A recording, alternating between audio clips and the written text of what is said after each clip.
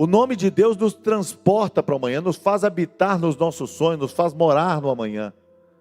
Quando Deus fala do nosso nome e Ele reporta ao passado, Ele fala de forma remidora. Ele diz para Jacó: Jacó, eu sei do seu passado, mas não é do usurpador, não é do enganador. Ele fala: você lutou com os homens, você lutou com Deus. E por causa disso, não se chamarás mais Jacó, Israel será o seu nome. Ele é aquele Deus que fala com Abraão: você não vai ser mais o pai das alturas. Esse nome é bonito, é espiritual, mas você vai se chamar Abraão, pai de multidões. O nome que dá destino, o nome que revela o seu propósito. Ele fala com Pedro. Pedro disse: aparta de mim, sou pecador. Ele diz: você é Simão, mas eu estou mudando seu nome para Pedro. Não se preocupe, porque você é volátil, mas eu vou fazer de você um pescador de homens. Eu vou te configurar com o seu nome. Eu vou te transportar para essa identidade que o céu tem em você. O nome em Deus é tão importante que a Bíblia diz que lá no céu você vai ter um nome secreto, só você e Jesus sabe. Nome é o seu particular com Deus. O nome de Moisés é um nome dado pelos egípcios. Moisés não tem um nome que a sua mãe deu, porque o filho que nascesse naqueles dias deveria ser lançado ao rio Nilo, deveria ser comido por crocodilos. E a mãe criou Moisés 3 meses, depois de 3 meses ela não deu um nome, porque ela não olhava com esperança, ela não tinha futuro para ele. Moisés não tem El. Muitos nomes em Israel têm a palavra El, que significa Deus. E ele fica com o nome que a princesa dá, tirado das águas, porque esse nome é remidor do passado. Eu te salvei de ser lançado do rio Nilo, eu te salvei naquele barco no rio Nilo, e eu vou te tirar das águas do Mar Vermelho. O nome que Deus dá é um nome significativo. E ele dizia: o pastor sai do aprisco, porque ele vem para te tirar do aprisco. Ele tira você de dentro de você, ele tira de você das suas mazelas, da sua timidez, dos seus medos, dos seus temores. Ele entra e tira você do aprisco. Ele as tira para fora, diz a Bíblia. Tira todas para fora. Ele não é exclusivista. Ele inclui todas as ovelhas. E a Bíblia diz que vai à sua frente, elas ouvem a sua voz e o seguem. Ovelha não tem defesa, a maior defesa é a voz do pastor. Mas é interessante, queridos, que quando você olha para o Salmo 23, você descobre que ali Davi vê o pastor como provedor, e no Salmo 23 você vê um trânsito. Davi fala sobre o pastor, a ovelha, e ele sai do pasto para a mesa. Ele diz: o Senhor me leva a pastos verdejantes e prepara uma mesa. Ele diz: o Senhor me leva a águas de descanso e refrigera minha alma. Ele fala do animal, mas fala da pessoa. Ele fala do cuidado emocional. Ele fala da psique, ele fala do cuidado existencial. Nesse contexto, Davi vai fazendo um trânsito, e do pasto para a mesa ele tem que atravessar um ambiente onde os dois se igualam. Ele fala: ainda que eu ande pelo vale da sombra da morte. É o caminho que o homem faz, é o caminho que a ovelha faz. Todo homem tem que enfrentar esse ambiente onde a morte o confronta, o afronta. E a Bíblia diz que como ovelhas para o matadouro, a diferença da ovelha para um porco é que um porco morre até o último fôlego, ele está gritando. A ovelha é muda. Disse sobre Jesus: como ovelha muda perante os tosqueadores. Às vezes ela derrama uma lágrima, mas ela não luta, ela se doa. Ambos passam por este ambiente terrível de ir ao matadouro da sombra da morte. E a minha pergunta hoje, concluindo essa mensagem, completando essa mensagem, ou acrescentando essa mensagem: como passar pelo vale da sombra da morte? Como passar por este vale da pandemia, da angústia? Como passar por este vale de incertezas, de possibilidades macabras? Como passar? A palavra do Senhor fala de 3 fundamentos. Agora, pois, permanece a fé, a esperança e o amor.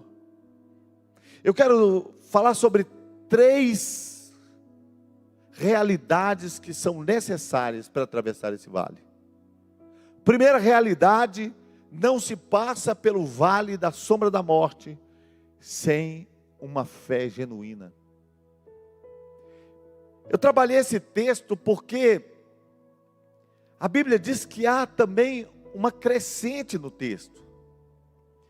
Porque diz a palavra do Senhor que eu era menino, deixei de ser menino, e que eu vejo com imperfeição, como por um espelho, mas um dia eu vou ver como Ele é. Nós estamos vivendo o tempo ainda da imperfeição. E o tempo da imperfeição, o tempo da fé, é o tempo em que nós precisamos vencer o medo. O primeiro inimigo a ser vencido nesse vale é o medo. O verdadeiro inimigo no vale é o medo. E nesse ambiente, para vencer o medo, nós precisamos de fé. A ovelha é míope e a ovelha enxerga pouco.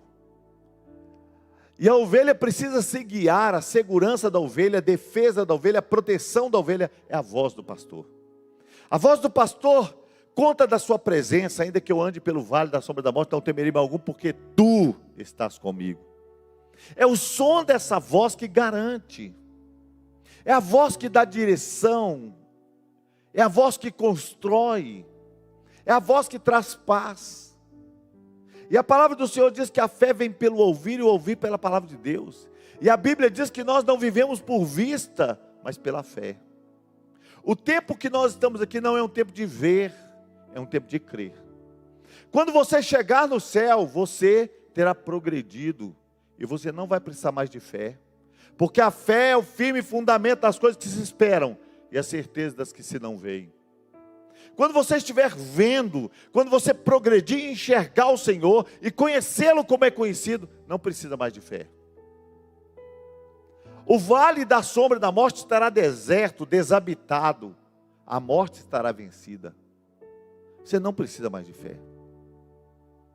A fé é o instrumento de Deus, a fé é a essência que Deus plantou em nós para atravessar os dias difíceis, os dias de crise. A fé é o legado da eternidade. A fé é a essência do coração criador de Deus para atravessar os caminhos difíceis. E a palavra do Senhor diz que o que alimenta a nossa fé é a voz, é o que nós ouvimos. Fé vem pelo ouvir. A fé vem pelo ouvir. A fé não se confunde com o que você vê. Você vê a realidade. A vista se opõe à visão, a vista te fala do hoje, a vista te fala do presente, a vista te fala de realidade. A fé te dá visão, te faz enxergar o invisível. E quando você começa a passar por esse lugar angustiante, o medo é vencido, quando você dá ouvido à voz do Senhor. Agora é muito interessante que, da mesma maneira que a nossa fé é alimentada pela voz de Deus, que a nossa fé é alimentada pelo que nós ouvimos, os nossos medos também crescem diante da voz do inimigo, diante de más notícias. Assim como Deus prepara uma mesa para nós, o diabo também quer te servir, o inimigo também quer te alimentar. Não é por acaso que os telejornais acontecem na hora do café, na hora do almoço, na hora do jantar. Às vezes estamos à mesa, pai, mãe, filhos, mas não estamos reunidos, mas não estamos unidos. A nossa atenção está na voz. E nós estamos sendo alimentados de medo, alimentados de angústia, alimentados de incredulidade, alimentados de incerteza, de insegurança, de impossibilidades. Os temores batem a porta a cada notícia, a angústia nos assola. Fé não é negar a realidade. Não estamos dizendo que não haja um vírus, não estamos dizendo que não se use a máscara ou que não se use o álcool em gel. Estamos dizendo que não morra de medo. Porque assim como a gente tem que proteger o nosso corpo, também precisamos proteger a nossa alma. Assim como nós temos que usar o instrumento de proteção para o nosso corpo, também precisamos proteger a nossa mente. Estar protegido, porque a voz que você ouvir dará destino à sua existência. A voz que você ouve te dá direção. A voz que você te conduz. A voz que você ouve cria o seu futuro, gera o seu amanhã. Se você der ouvido ao negativo, você vai gerar um amanhã de medo. Pessoas angustiadas entrando em depressão, sem solução. Medo de tudo. Um mundo desesperado. Porque não conhece o que você conhece. Você tem uma voz para ouvir. E às vezes nós ficamos com tanto medo porque é o vale da sombra da morte. É a morte. O voraz inimigo. O inimigo que vem destruindo desde os dias de Adão. Se você ouvir a voz do Senhor, Ele disse: eu sou a ressurreição e a vida. E aquele que está em Cristo, já morreu, passou da morte para a vida. Nós nos conformamos com Ele na sua morte. A morte é o último inimigo a ser vencido, vencido da vida de outros, porque o homem está ordenado a morrer uma única vez. Depois disso segue-se o juízo, e eu e você já morremos. Nós morremos à morte de Cristo. É só por isso que temos direito à ressurreição. A palavra do Senhor diz que Ele veio para livrar a todos os que com medo da morte viviam por toda a vida em escravidão. O medo escraviza, o medo da morte escraviza. Quem está em Cristo não morre mais, dorme em Cristo. A Bíblia separa toda a humanidade em apenas dois grupos, os que têm e os que não têm esperança. Diz a palavra do Senhor acerca dos que dormem, meus irmãos: não quero que vos entristeçais como os demais que não têm esperança. Porque se cremos que Jesus morreu e ressuscitou, também cremos que aqueles que morrerem em Cristo ressuscitarão com Ele. Porque o mesmo Senhor descerá do céu com alarido, com voz de arcanjo, com trombeta de Deus. Nós, os que ficarmos vivos, não precederemos os que dormem, mas seremos arrebatados a encontrarmos com o Senhor nos ares. Então, estaremos para sempre com eles. Consolai-vos uns aos outros com estas palavras. Pode aplaudir, já que a irmã aplaudiu, pode aplaudir, que é o Rei Jesus. Ele voltará. Estamos seguindo a voz da palavra. Nós não temos que impedir os acontecimentos escatológicos. Não podemos impedir que se cumpra, que haja o anticristo, que haja o falso profeta. Não podemos impedir que pessoas sejam martirizadas. Não podemos impedir a volta de Jesus. Nada disso podemos impedir.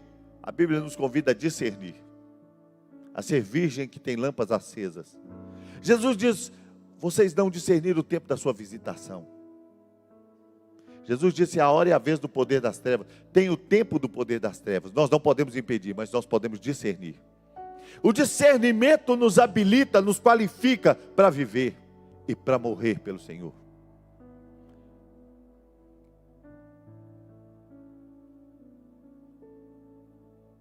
E a palavra do Senhor diz: agora, pois, permanece. É permanente em mim e em você a fé. Fé permanente. Fé ousada. Fé crescente. Fé poderosa. O que é a fé? Certeza. Para quem crê, para quem duvida, nenhuma prova é suficiente. Para quem crê, nenhuma evidência é necessária. Enquanto alguém duvida, Deus faz na vida de quem crê. A fé sustenta o aflito, a fé sustenta o oprimido, a fé sustenta.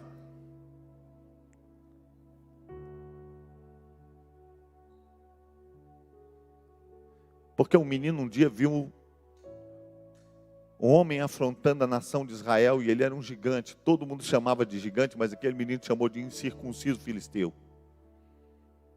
Se você quiser ver o gigante, você pode ver e ele te assusta. Mas se você quiser ver uma afronta a Deus, ele se torna tão pequeno diante da grandeza do nosso Deus. Permanece a fé, permanece a esperança. O vale da sombra da morte só é vencido por quem tem esperança. não é tempo de procrastinação, não é tempo de nos assentarmos esperando que algo aconteça. É tempo de gente que sonha, que tem um amanhã, é gente que acredita, é gente que está vendo o depois do coronavírus, é gente que está vendo o amanhã. Sonhadores, ousados. Esperança. A esperança tem em comum com a fé, é que a esperança que se vê não é esperança. A esperança tem em comum com a fé, que a esperança te transporta para um lugar, te transporta para o amanhã, te faz viver uma realidade que ainda não se estabeleceu. A esperança te fortalece, te anima. Tem gente que é ousado, tem gente que vive com medo. O medo precisa ser vencido. Eu me lembro quando veio o H1N1. Eu me lembro quando veio a gripe da ave. Meu irmão falou comigo, meu irmão caçula me procurou e falou: William, você ficou sabendo? Eu falei: o quê? Diz que vai morrer 1/3 da população da terra. Eu falei: verdade. Ele disse: é. Eu falei: meu Deus, e aí? Ele disse: vamos montar uma funerária.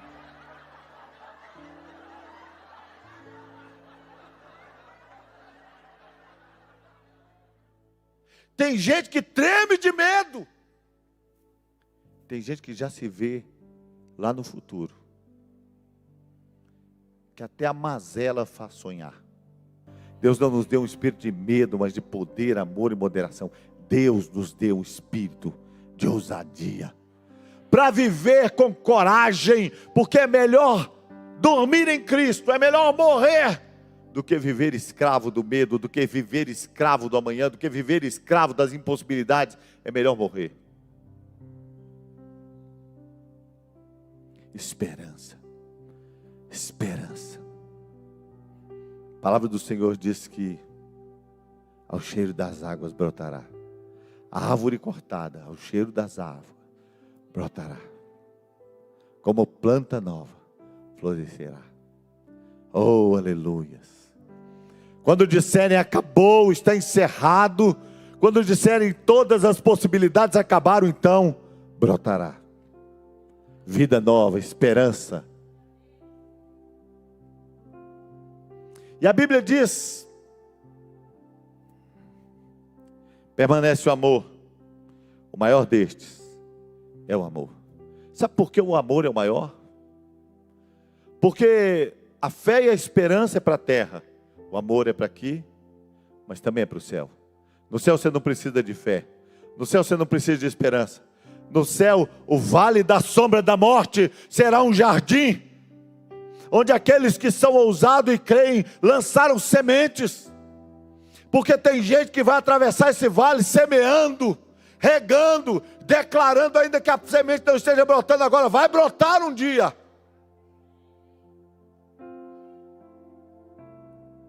Amém, meu amor.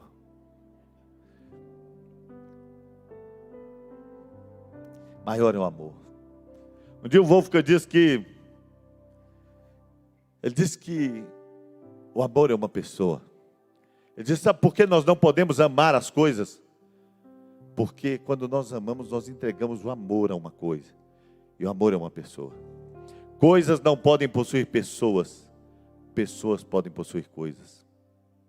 Nós temos que possuir as coisas e amar as pessoas. Deus é amor.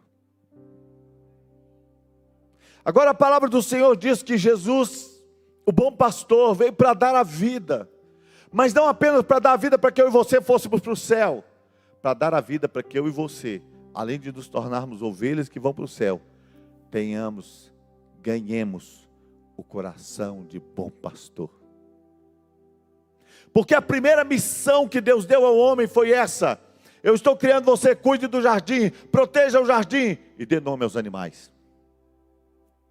Deus está dizendo para você: é sua vez de chamar as pessoas pelo nome. É sua vez de chamar as pessoas por uma identidade que está no céu. É sua vez de chamar as pessoas que estão envergonhadas, vivendo de um ontem que não compensa, de um ontem que não justifica, chamá-los pelo verdadeiro nome. É a sua vez de ser a voz que eles vão seguir. É a sua vez de ser a esperança que eles vão anelar. É a sua vez de refletir a glória do Senhor. É o seu tempo de dizer para o mundo que há esperança. Porque o pastor deixou aqui uma igreja para que um mundo em calamidade possa olhar para uma igreja valente, possa olhar para uma igreja intrépida, possa olhar para uma igreja que não teme, que não tem medo. Eu uso uma máscara para proteger o coração dos que temem.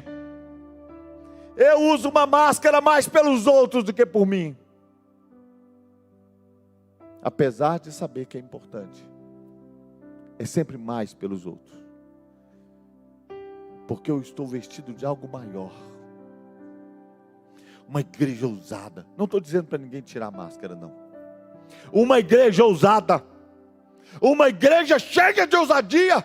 Porque só uma igreja assim, só uma igreja assim pode representar dignamente um Deus poderoso. Só uma igreja ousada pode representar dignamente um trono que permanece habitado, um trono que permanece cheio. Somente uma igreja ousada, ousado para viver ou para morrer. Porque nós fomos reputados como ovelhas para o matadouro, mas em todas essas coisas somos mais que vencedores por meio daquele que nos amou. Não é o resultado, não é o resultado, é o coração, é a atitude. Não é se você vai morrer ou não vai morrer de coronavírus, você já morreu com Cristo. É como você vai viver e como você vai morrer. Queira vivamos, queira morramos, somos do Senhor. Na nossa lápide, precisa dizer que está como na de Paulo: cumpri o propósito, combati o bom combate, completei a carreira e guardei a fé. Combati o bom combate, completei a carreira e guardei a fé. A Bíblia diz: o amor jamais acaba. Tem uma outra tradução que diz que o amor nunca falha. Eu gosto das duas. Tem gente querendo viver uma aventura e dizer: vou largar meu casamento porque o amor acabou. O amor jamais acaba. Procure com zelo e ele ainda está aí na sua casa, ele ainda está no seu coração. Tem uma palavra de Deus, tem uma promessa de Deus que ele não acaba. Em outra tradução, o amor nunca falha. Pastor, eu já tentei de tudo, eu já tentei tudo com meu filho, eu já tentei tudo. Tente o amor, porque o amor nunca falha. Eu gosto das duas traduções. Mas uma humanidade desesperada, desesperançada, está tentando ouvir a minha voz, a sua voz. Está tentando ouvir uma voz de esperança, para dizer: tem futuro, tem amanhã, tem milagres, tem pastor. A palavra do Senhor é verdade. Você já entregou sua vida para Jesus? Talvez você entregou a vida para Jesus para Ele te levar para o céu. Você quer entregar sua vida para Jesus hoje, para viver um propósito, se for preciso até para morrer por Ele. Ai, já me salvas de Malaqueia. Dizer para Ele: Senhor, eu quero viver sem medo. Quero viver sem medo. Sem medo. Porque dá vergonha. Eu já contei aqui na igreja algumas vezes que eu estava fazendo caminhada. Um dia eu levantei 4 da manhã, comecei a orar. Quando deu 5 horas, saí fazendo uma caminhada. Foi no começo do corona. Eu estava caminhando e quando foi umas 6 horas eu parei de caminhar e resolvi passar, dando a volta para comprar um pão de queijo para levar para minha esposa. E quando eu ia subindo, eu me deparo com um quadro assustador. Os moradores de rua sobreviveram, com as mãos mais sujas que os pés, sem álcool gel, e lá estavam eles, zombando do medo, deitados na calçada. E eu não vi ninguém falar neles, Eu ainda não vi a reportagem que os moradores de rua morreram.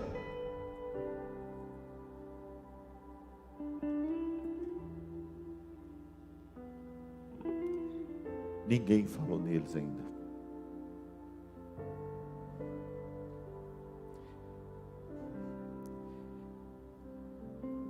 Use o álcool, use proteção, mas proteja os seus ouvidos, proteja a sua mente, proteja a sua alma. Jesus estava indo curar uma menina e de repente disseram para ele: não estrague o dia do mestre, não gaste o tempo dele. Ela morreu. Jesus falou assim: não temas, crê somente, não temas as más notícias.